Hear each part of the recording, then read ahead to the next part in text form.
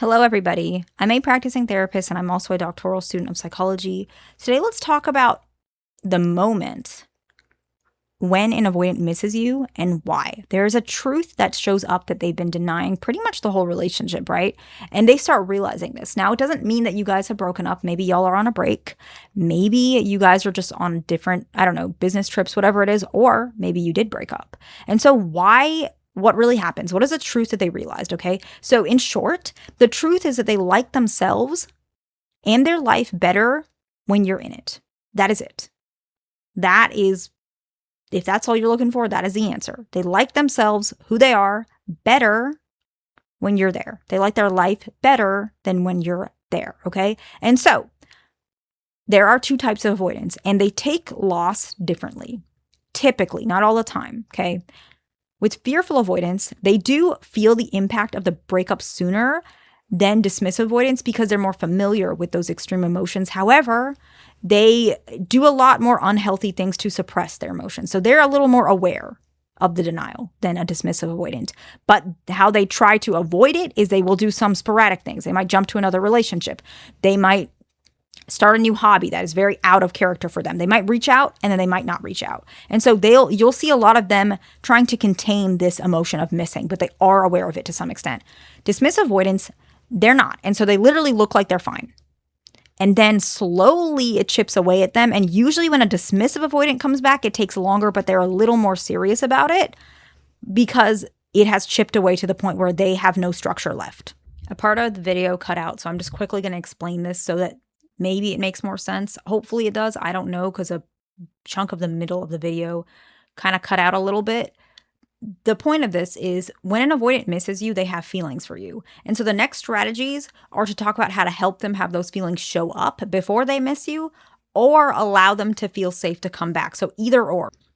Okay, so what can you do if you're in this dynamic to leverage this to perhaps get back together to some extent, okay? And so this is also like why this occurs. It's both of them combined, okay? And so when you're comfortable being yourself, that means when they connect, you're also open to admitting you want to reconcile. That doesn't mean you have to repeat it multiple times, but mentioning it can help. And so when you're apart and they reach out or you reach out, you mentioning that you're open to reconciling can help them when they're feeling like they miss you. Because what happens is they realize, okay, this will help me to not feel these really uncomfortable emotions. So let me take this. So the avoidants are avoiding their uncomfortable emotions. And so missing you is now becoming more uncomfortable than loving you. I know it sounds strange, but hopefully you follow me. And so that's why this moment is the highest chance for you to get back with them and for them to have a likelihood of them to heal, because being back with you hurts less than missing you.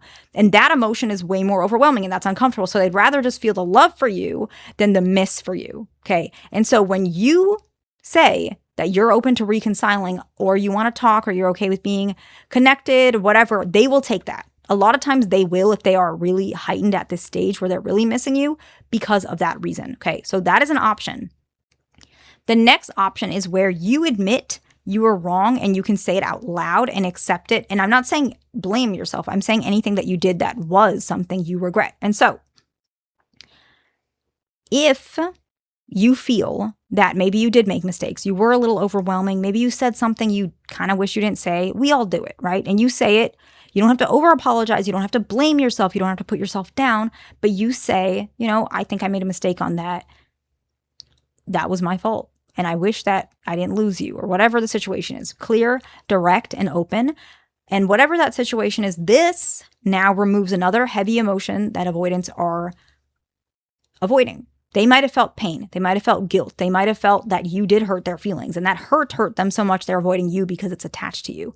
But now that it's gone, the idea of being back with you is much more easier than the idea of missing you. Again, which emotion is less painful? At the moment, they will go to that one. And so because you have removed a painful emotion, they're more gravitating towards you instead of away from you, okay?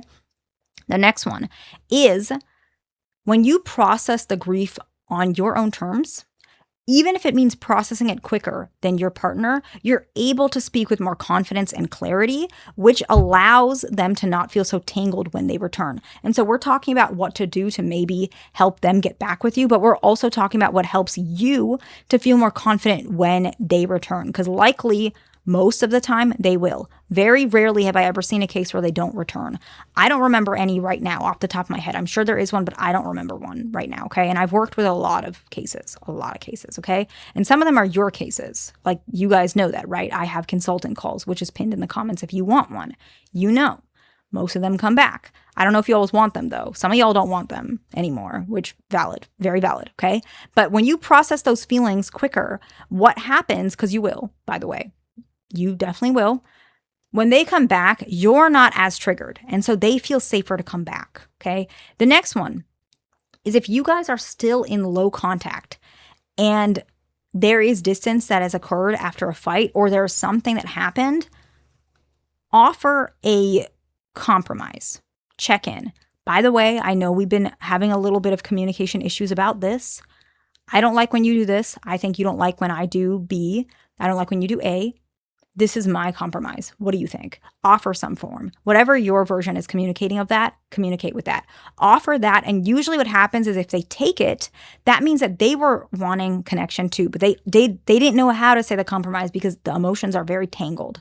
And so they were not aware of how to say, I feel hurt that we have this distance. I don't like that we're in low contact. I don't know how to fix it. Because what happens is when avoidants are in low contact and they're hurting, because they feel like there's space between you guys, they actually get more distant because the emotion that's bothering them is attached to you and they don't know where it's coming from. And so they're actually pulling away from you when in actuality, what would make them feel better is getting close to you, but they don't know that right now. And so if you can feel that, offer a way for you guys to get closer. Okay. And so if you guys are still together and you're not broken up and you're not in low contact, but you feel like they are missing you or there is some emotions that they're struggling with and you want to leverage that so that you guys can get closer and they can heal and you can heal.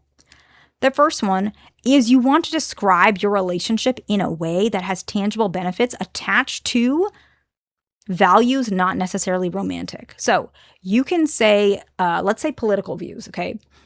I appreciate that we have the same political views. I am grateful for that. That can really help. You can say, I really appreciate how much we've built each other. I really appreciate that. I appreciate how much we've learned from one another. That makes a lot of sense to me as to why we work so well together. And so topics that you can use if you're together and you want to build politics. I'm not going to talk about politics on here, but politics is a really good one. Okay, if you guys have a connection or you guys are open to that and there's no clash, politics, okay? The next one is finances. Maybe you can say, I learned a lot about finances from you, or we learned from each other. Maybe they know about stocks, you know about real estate, okay? Talk about that, okay? Any sort of knowledge-based exchange. Maybe you guys play cards together. Maybe you guys, any knowledge exchange. It can be a physical exchange too. Maybe you play basketball together. You can say, my basketball skills have gotten better now that we've been together. I've learned a lot from you. I feel like your skills have improved as well. What do you think? Right? So by leveraging the tangible benefits, they can see that. You can even say, I like how we split the chores up. I really like how I do the cooking. You do the yard work. It makes things so much easier. I think things are so much more streamlined. By you adding those tangible benefits, they can feel more connected to you. And if they are missing you or missing that connection, they can feel like, okay, it's okay. I can lean in a little bit more. It doesn't mean that my autonomy is threatened. In fact, I'm getting benefits, tangible benefits, because emotional benefits they get confused about, okay? The next one is make compromise that give both an opportunity to grow. You can say, I know that celebrating holidays can make you uncomfortable, and I can appreciate that. Can we have a small, inspired holiday another day? So, for example, instead of celebrating Thanksgiving on the day of Thanksgiving, can we celebrate that on the Saturday? Just me and you, a small one. Are you open to that? Offer compromises where you both get growth. So now they're comfortable with holidays and you're offering maybe a different day, okay? And I'm sorry if this video is a lot less structured than it usually is. I'm actually, typical of me, I'm a little under the weather, so I'm a little sick today. But this helps me, making videos helps me clear my head. So I'm sorry if it's not helpful to you. It's helpful to me because it allows me to not think about the fact that I feel a little sick today. This stuff helps me, okay?